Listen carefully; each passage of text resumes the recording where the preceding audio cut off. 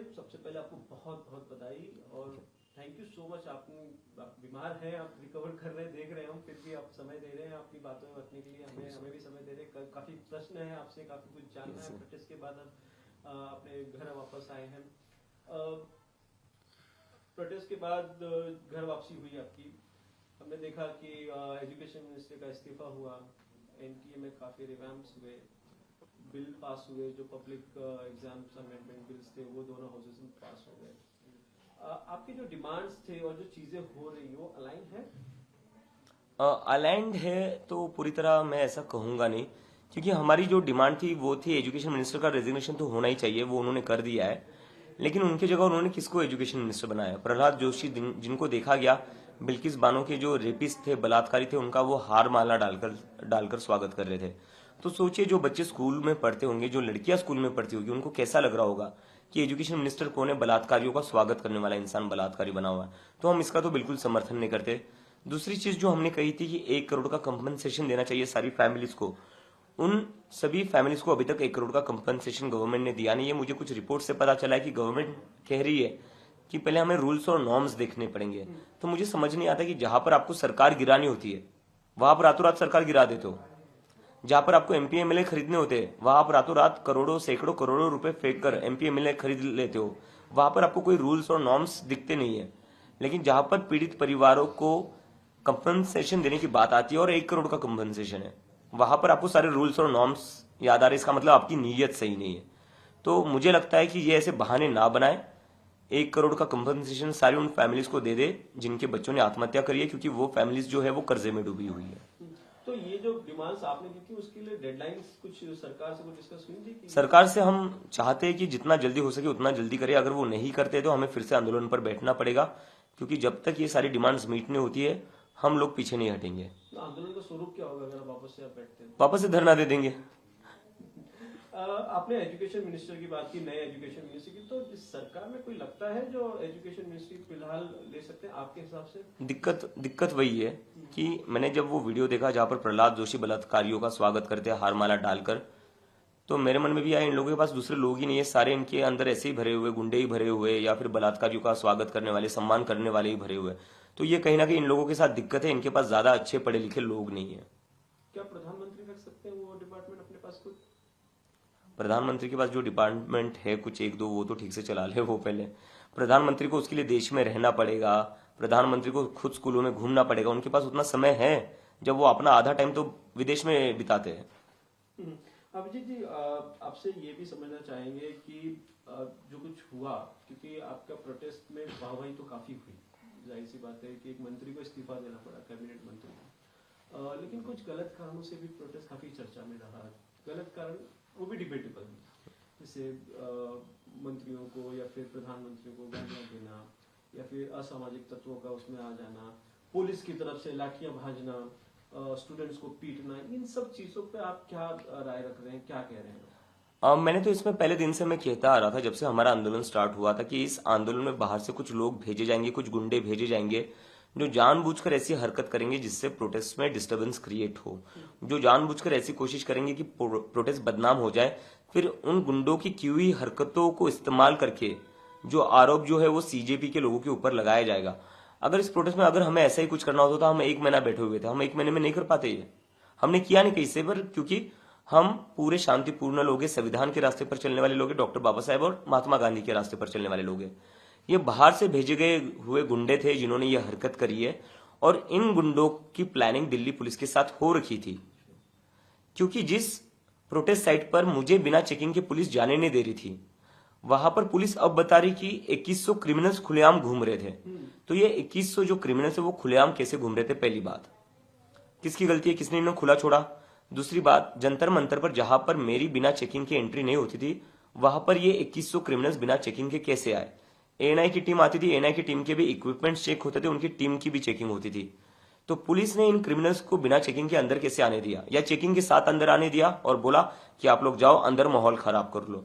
तो इसमें पुलिस पर भी बहुत बड़ा प्रश्न चिन्ह है, जिसके उन्हें जवाब देने पड़ेंगे। तो बड़ा सवाल खड़ा कर रहे हैं आप दिल्ली पुलिस पर। मैं सवाल नहीं खड़ा कर रहा हूं, मैं बता रहा हूं 19 की रात को दिल्ली पुलिस ने पत्थरों से भरा ट्रक जंतर मंतर के पीछे लगा रखा था, स्टेज के पीछे। अब पत्थरों से भरा ट्रक खड़ा करने का रीजन क्या है? उस ट्रक के बगल में दिल्ली पुलिस ऑलरेडी एक डैमेज्ड वैन खड़ी कर देती है। क्या रीजन है? आप मार्च के पहले 20 जुलाई को हमारा मार्च होना था, उसके ठीक पहले रात को आप एक पत्थरों से भरा ट्रक वहां पार्क करते हो, दिल्ली पुलिस के लोग, और एक टूटी हुई वैन खड़ी करते हो, और अगले दिन न्यूज क्या आती है? पथराव हुआ, गाड़ी तोड़ी गई, जिसकी प्लानिंग दिल्ली पुलिस ने पहले से ही करके रखी थी। और जब मैंने ये वीडियो सुबह 20 की जुलाई को सुबह 5:30 बजे ये वीडियो ट्वीट करा था पत्थरों से भरा ट्रक का, तो दिल्ली पुलिस ने जैसे ये ट्वीट देखा मेरा, दिल्ली पुलिस ने हमारे टीम मेंबर्स को बुलाया और कहा कि अभिजीत ऐसे वीडियोस क्यों ट्वीट कर रहा है? ये ट्रक तो एमसीडी का है, ये तो मतलब जो कंस्ट्रक्शन जो चल रहा है उसका जो बचा कुचा डेबरी है वो ट्रक में वो है, पत्थर कहां पर है? तो जिस ट्रक को पुलिस वाले एमसीडी कह रहे थे, अभी रिपोर्ट आ रही है कि वो ट्रक तो हिट एंड रन में पकड़ा गया है। तो पुलिस कहीं ना कहीं झूठ बोल रही है, और पुलिस ने पूरी प्लानिंग के साथ वहां पर पत्थर लाए, पूरी प्लानिंग के साथ टूटी हुई गाड़ी लाई, पूरी प्लानिंग के साथ उनने बाहर से जो गुंडे आए उनकी मदद की, कैसे इस आंदोलन को खराब किया जा सकता है। वेस्ट बंगाल से एक दहशतगर्द पकड़ा गया है, जेएम का ऑपरेटिव बताया जा रहा है, और वो भी कोशिश में था कि इस प्रोटेस्ट में घुसे। तो ये इंटेलिजेंस का और पुलिस का फेलियर मानते हैं? ये पूरा उनका ही तो फेलियर, ये ऐसा कैसे हो सकता है? होम मिनिस्टर अमित शाह के रहते हुए ऐसा कैसे हो सकता है? क्या उनकी पुलिस बस तभी एक्टिव होती है जब 12 साल की लड़कियों के सर फोड़ने होते हैं? क्या उनकी पुलिस और इंटेलिजेंस, आरएएफ, सीआरपीएफ तभी एक्टिव हो सकती है जब लड़कियों के कपड़े फाड़कर उनको पीटना, उनके प्राइवेट पार्ट्स पर लाठियां चलानी है? जहां पर बात गुंडों को रोकने की आती है, क्रिमिनल्स को रोकने की आती है, आप तो रोक नहीं पाए। आप खुद बता रहे हो कि 2100 क्रिमिनल्स जंतर मंतर पर आए थे। तो ये क्लियर अमित शाह का फेलियर है, पुलिस का फेलियर है, और मैं इसे फेलियर नहीं कहूंगा, ये प्लानिंग थी इन लोगों की। अच्छा, एक महत्वपूर्ण सवाल यहाँ पर यह है अभिजीत भाई कि आप लगातार कह रहे हैं कि इस्तीफा हो गया, चीजें हो रही हैं, लेकिन एजुकेशन में रिफॉर्म की जरूरत है। तो अभिजीत दिक्के का एजुकेशन रिफॉर्म जो है वो क्या है, उसको आप एक्सप्लेन कर पाएंगे अपने जेनजी दोस्तों को? मैं थोड़ा मोटा मोटा बता देता हूँ। पहली चीज तो इस देश में आज जो एजुकेशन है वो अनअफोर्डेबल बन चुका है, और ये सिर्फ डिग्री की बात नहीं कर रहा हूं मैं। हम बच्चों को अगर फर्स्ट स्टैंडर्ड में भी भेजते हैं, सेकंड स्टैंडर्ड में भी भेजते हैं, वहां पर 1-1, 1.5 लाख की फीस देनी पड़ती है, डोनेशन देना पड़ता है। उतनी माँ बाप की सैलरी नहीं होती है, उतनी उनकी सेविंग्स नहीं होती है जितनी उनको 1 साल की फीस भरनी पड़ रही है। तो वो माँ बाप कहाँ से देंगे? चलो ठीक है, जिनके माँ बाप आईटी कंपनीज में काम करते हैं वो शायद से एक बार को अफोर्ड कर सकते हैं, लेकिन जो लोग 30-40 हजार महीने का कमा रहे हैं वो कहां से एक साल का 1 लाख भरेंगे? क्योंकि 30-40 हजार में से महीने का बचता कितना है? घर चलाना होता है, उसका खर्चा अलग से, तो महीने का 5-10 हजार बचेगा। सेविंग कितनी होगी साल भर में? जब इंसान की सेविंग ही नहीं हो रही है 1-1.5 लाख एक साल में, उसमें वो स्कूल फीस कहां से भरेगा? तो एजुकेशन को अफोर्डेबल बनाना पड़ेगा, एक्सेसिबल बनाना पड़ेगा, ताकि आपकी इनकम कितनी भी हो आपके बच्चे को शिक्षा अच्छी मिले। और दूसरी चीज मैं देख रहा हूं कि प्राइवेट स्कूल की इस देश में लूट मचा रखी है। उसके लिए क्या करना पड़ेगा? प्राइवेट स्कूलों की फीस पर तो कैप लगाना ही चाहिए, लेकिन बस वो करके नहीं चलेगा, उसके साथ हमें सरकारी स्कूल अच्छे करने पड़ेंगे। सरकारी स्कूलों का पूरे देश में क्या हाल हो रखा है आज? सारे सरकारी स्कूलों में छत टपकती है, बेंचेस नहीं है, और कितने सारे स्कूलों में तो टीचर्स भी नहीं है। अभी राजस्थान की लड़कियां प्रोटेस्ट कर रही है टीचर्स के लिए कि टीचिंग स्टाफ नहीं है हमारे पास। तो सरकारी स्कूलों पर सरकार को ध्यान देना पड़ेगा। जैसे हर राज्य में, हर डिस्ट्रिक्ट में इन्होंने नोटबंदी के बाद बड़े बड़े हेडक्वार्टर बना दिए, वैसे क्या ये बड़े बड़े सरकारी स्कूल नहीं बना सकते थे? सरकारी स्कूलों पर फोकस करना पड़ेगा, अपने हेडक्वार्टर सब बाद में बना लेना। देश का भविष्य सरकारी स्कूलों से आगे बढ़ेगा। और रिजर्वेशन पर मुझे ऐसा लगता है, रिजर्वेशन अगर किसी अंडर प्रिविलेज बच्चे को शिक्षा मिल रही है तो उसमें गलत क्या है? शिक्षा ज्यादा से ज्यादा लोगों को कैसे मिले, और जो लोग शिक्षा अफोर्ड नहीं कर सकते वो लोगों को शिक्षा कैसे मिले, यही तो हमारा प्रयत्न होना चाहिए ना। कोई गाड़ी बंगला तो नहीं मांग रहे वो लोग, कोई गाड़ी बंगला तो नहीं दे रहे हम शिक्षा ही दे रहे जिससे वो बच्चा, उसका परिवार, वो समाज अपलिफ्ट होगा। उसमें कहीं पर भी कोई गलती नहीं। और हम ये क्यों बोलते हैं कि रिजर्वेशन से सीट कम हो रही है? सरकार से बोलो ना सीटें बढ़ाए, सरकार से बोलो ना और कॉलेज बनाए, सरकार से बोलो ना और स्कूल बनाए। और जैसे रिजर्वेशन के अगेंस्ट लोग बोलते हैं, मैनेजमेंट कोटा के अगेंस्ट क्यों नहीं बोलते? मैनेजमेंट कोटा के ऊपर क्यों नहीं बोलते? मैनेजमेंट कोटा हर कॉलेज में होता है, जहां पर पैसे देकर एडमिशन लिया जाता है, उसके खिलाफ कोई क्यों नहीं बोलता? वहां पर भी तो हक मारा जा रहा है। लेकिन जहां पर गरीबों को शिक्षा मिल रही है उससे किसी को दिक्कत नहीं होनी चाहिए।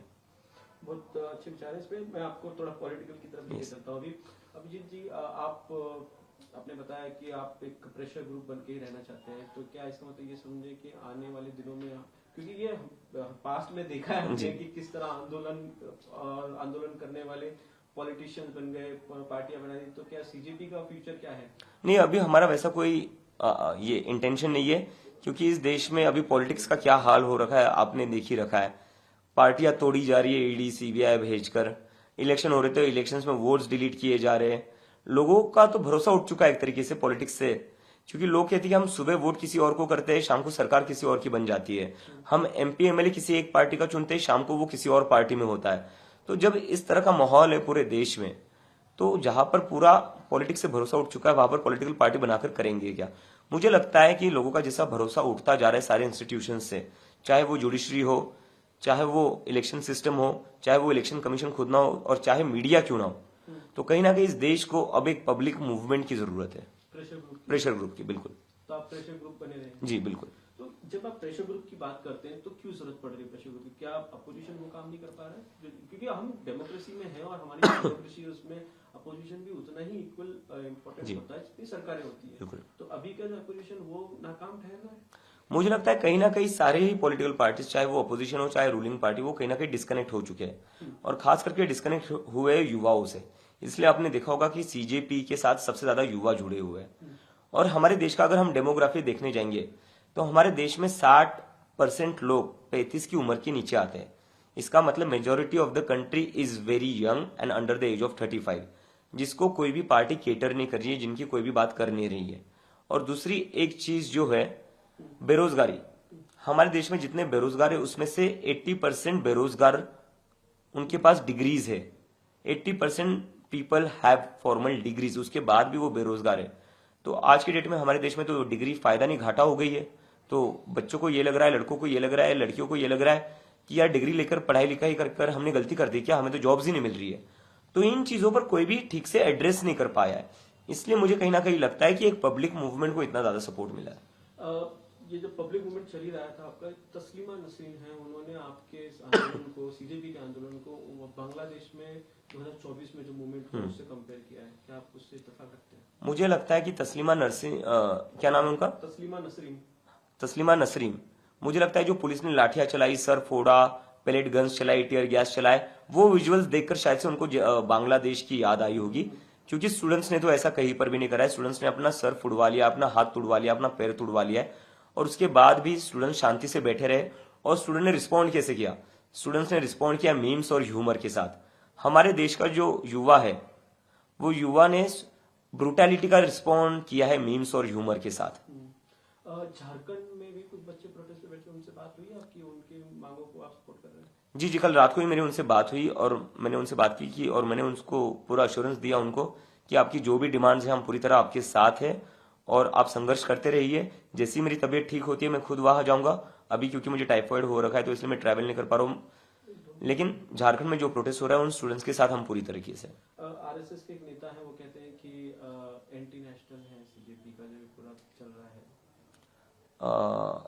जिन्होंने महात्मा गांधी की हत्या करी, उस विचारधारा के लोग हमें एंटी नेशनल कह रहे हैं। मुझे लगता है उनको कोई अधिकार नहीं है, कोई मॉरल राइट नहीं है। जो गांधी के हत्यार है उनको कोई मॉरल राइट नहीं है किसी और को एंटी नेशनल कहने का। इस देश में सबसे पहला कोई एंटी नेशनल था तो वो नथुराम गोडसे था। उमर खालिद पे फिर क्या विचार है आपका? मुझे लगता है उनकी हियरिंग तो होनी चाहिए, उनका ट्रायल तो होना चाहिए। ट्रायल नहीं हो रहा है, हियरिंग नहीं हो रहा है, तो कहीं ना कहीं लीगल जो प्रोसीडिंग है उसे ना रोका जाए, लीगल प्रोसीडिंग तो हो जानी चाहिए।